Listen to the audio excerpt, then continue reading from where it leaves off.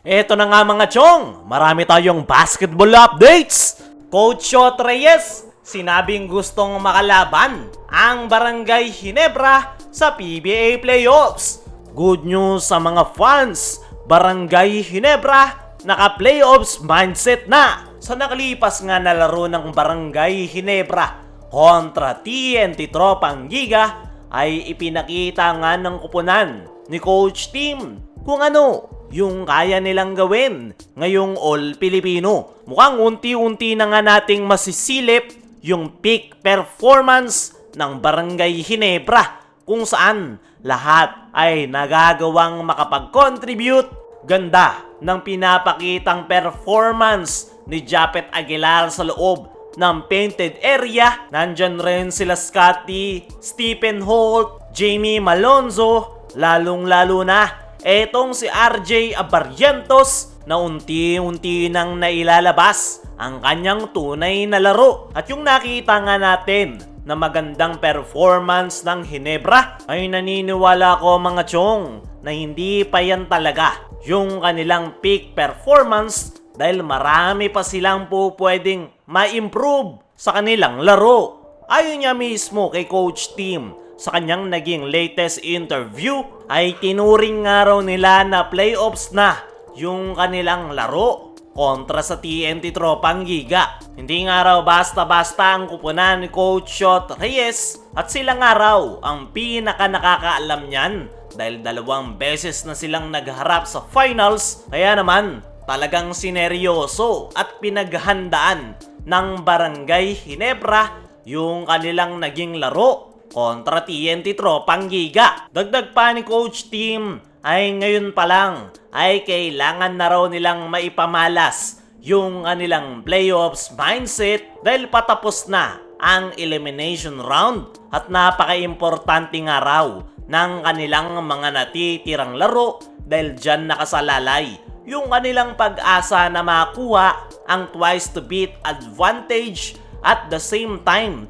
ay dyan nga rin daw sila kukuha ng momentum na kanilang magagamit pagpasok ng quarterfinals. Para sa akin mga chong ay hindi na ako nagulat na biglang gumanda at naka-playoffs mindset na ang Barangay Ginebra dahil palagi nila yung ginagawa. Sa umpisa ng elimination round ay masasabi nating easy lang at hindi sila tumutodo ng laro. Pero pagpatapos na ang elimination round at pagpasok na ang PBA playoffs ay doon talaga natin nakikita yung full potential ng Barangay Ginebra. At napakaganda nga ng tactics na ginagawa na yan ni Coach Tim dahil pagpasok ng playoffs ay hindi pagod yung kanyang mga players. Hindi gaya ng Magnolia Hotshots na mainit yung panimula at nangunguna sa team standings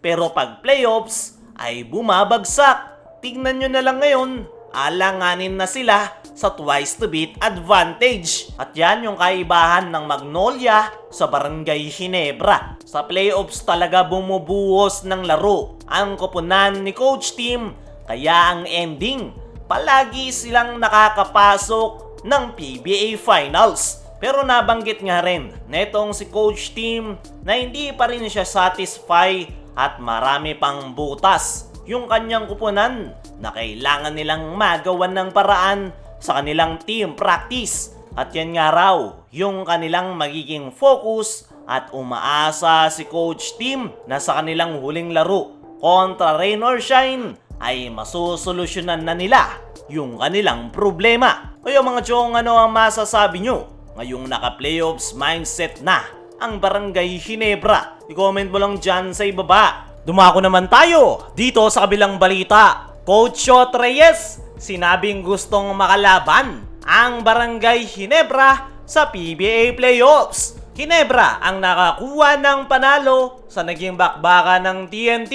at Barangay Ginebra. At ayon nga sa naging latest interview netong si Coach Shot Reyes ay aminado nga ito na hindi naging maganda yung performance ng kanyang kupunan.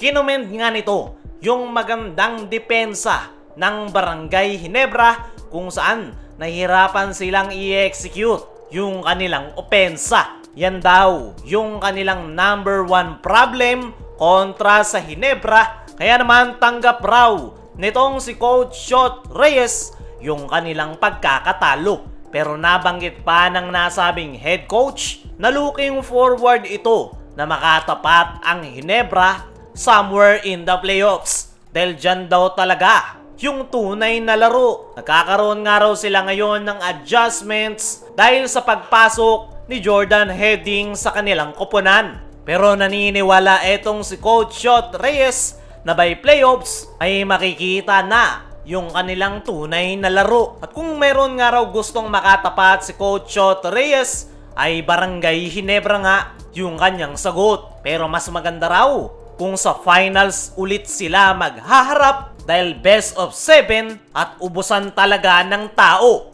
Para sa akin mga chong, ay agree ako sa sinabi ni Coach Shot Reyes na sa playoffs talaga yung tunay na laro. Pero wag nating kalimutan na sa playoffs rin lumalabas yung magandang performance ng Barangay Ginebra. Kaya naman, once na mangyari yung gusto ni Coach Shot Reyes, ay paniguradong magiging maganda yung bakbakan ng Ginebra at TNT Tropang Giga. Ayo mga chong, ano ang masasabi nyo sa sinabi ni Coach Shot Reyes? Ano rin yung masasabi nyo ngayong naka-playoffs mindset na ang Barangay Ginebra? I-comment mo lang dyan sa ibaba.